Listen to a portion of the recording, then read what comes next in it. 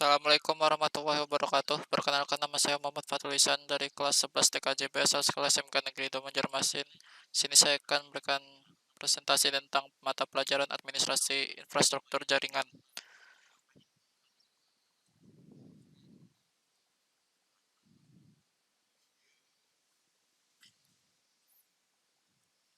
Yang pertama adalah routing dan routers.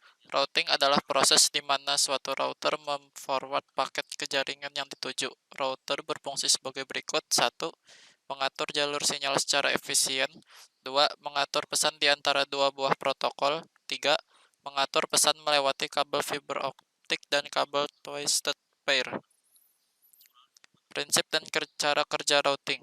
Prinsip kerja routing adalah sebuah alat yang mengirimkan paket data melalui sebuah jaringan menuju tujuannya.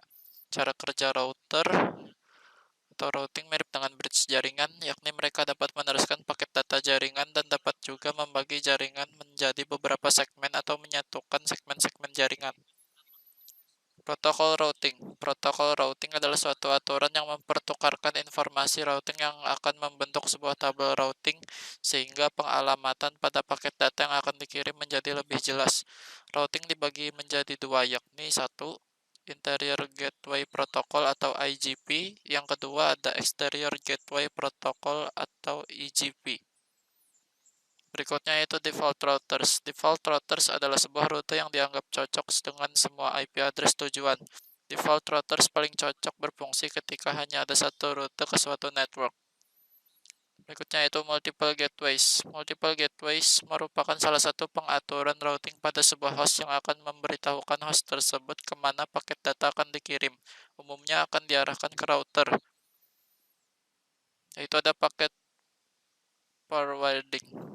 Paket forwarding yaitu penyampaian atau pengiriman paket dari satu segmen jaringan ke segmen lain melalui node dalam jaringan komputer. Selanjutnya ada bridging. Bridging atau bridge adalah proses untuk dapat menghubungkan jaringan komputer LAN yang lain. Bridging dapat menghubungkan tipe jaringan komputer yang berbeda-beda seperti Ethernet dan Fast Ethernet.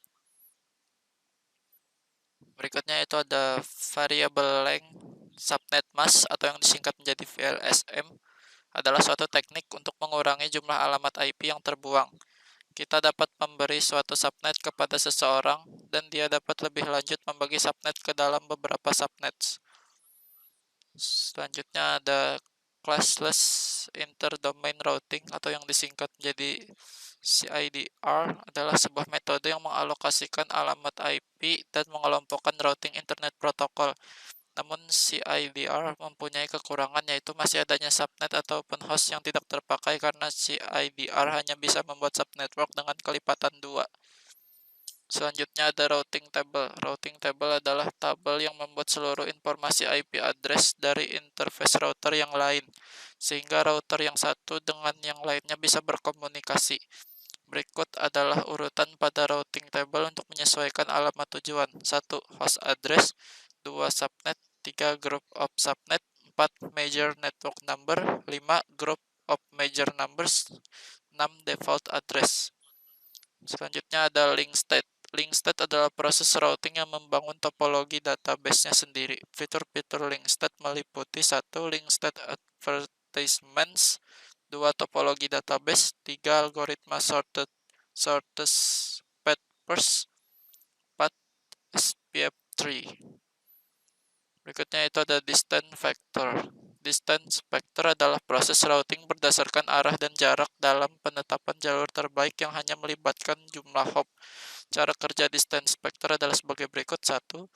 Sebuah router awalnya hanya memiliki tentang jaringan yang terhubung secara langsung dengannya. 2. Kemudian router yang lain akan saling mengirimkan data yang ia punya. Setiap router akan melakukan pengecekan terhadap data-data yang didapat dan dibandingkan dengan tabel routing masing-masing router. 3. Jika belum ada, maka akan dimasukkan. Jika sudah ada, maka akan dibandingkan jumlah hopnya. Berikutnya ada classless. Classless atau classless routing protocol merupakan suatu metodologi pengalokasian IP address dalam notasi classless interdomain routing atau CIDR. Jenis-jenis classless routing protocol yaitu ada 1. Intermediate system atau intermediate system. 2. Ada routing information protocol V2. 3 ada OSPF, 4 EIGRP, 5 ada Border Gateway Protocol atau BGP. Berikutnya ada Classful. Classful atau Classful Routing Protocol merupakan penerapan subnet secara penuh atau default seperti /24/16/8. Jenis-jenis classless routing protocol.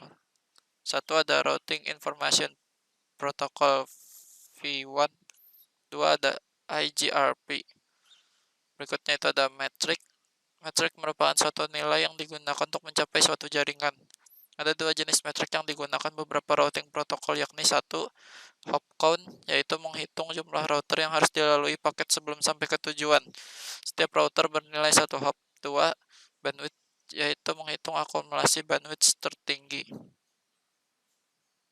Berikutnya ada administrative distance. Administrative distance adalah fitur yang dimiliki oleh router untuk memilih jalur terbaik ketika terdapat 2 atau lebih jalur menuju tujuan yang sama dari 2 routing protokol yang berbeda. Nilai dari distance adalah 0 sampai 255 dan secara default telah tersetting pada setiap protokol routing yang digunakan. Berikutnya itu ada load balancing. Load balancing merupakan teknik untuk mendistribusikan bahan atau beban traffic pada 2 atau lebih jalur koneksi secara seimbang. Fungsi dari load balancing yaitu 1. Agar traffic dapat berjalan optimal. 2. Memaksimalkan throughput, memperkecil waktu tanggap, dan menghindari overload pada salah satu jalur koneksi. Fitur-fitur load balancing adalah sebagai berikut. 1. Asymmetric load. 2. Proteksi dari serangan DDoS. 3. Kompresi HTTP. 4. TCP buffering. 5. HTTP caching. 6. Content filtering. 7. HTTP security. 8. Priority queuing. 9. Spam filtering. Sekian dari saya, terima kasih. Apabila ada kesalahan, mohon maaf. Saya akhiri. Wassalamualaikum warahmatullahi wabarakatuh.